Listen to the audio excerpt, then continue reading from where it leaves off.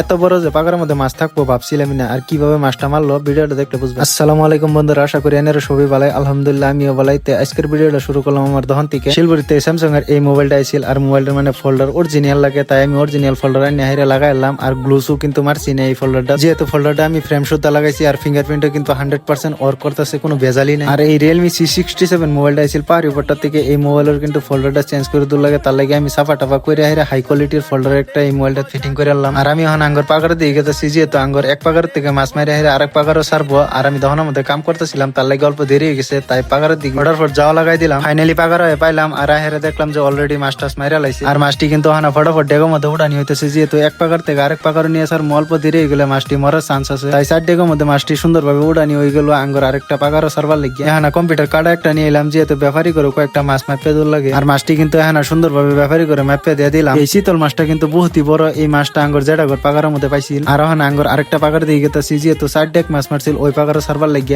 মাছটি নিয়ে হেরে এখন আমরা সুন্দরভাবে যাওয়া শুরু করে দিলাম আরেকটা পাগারের দিকে। ফাইনালি আঙ্গর আরেকটা পাগারের মধ্যে পাইলাম, ব্যবহারের এলাও রাস্তা আছে। আর পাগারটা কয়েকদিন হচ্ছে খুদাইছি, পাগারের মধ্যে অল্প জঙ্গল আছিল, জঙ্গলটি সুন্দরভাবে সাবা টাবা করে লাইছি। এখন ব্যবহারের মাছটি নিয়ে এই পাগার পাইলো, আর মাছটি সুন্দর করে পাগারের মধ্যে সারিয়ে দিল। একটা মাছের ক্ষতি হয়েছে না বা একটা মাছ মরছেও না, তাই আমার খুব ভালো লাগলো। আর ফাইনালি গ্যাস আঙ্গর এক পাগার আরেক পাগার মাছ ছাড়া কমপ্লিট হয়ে গেল।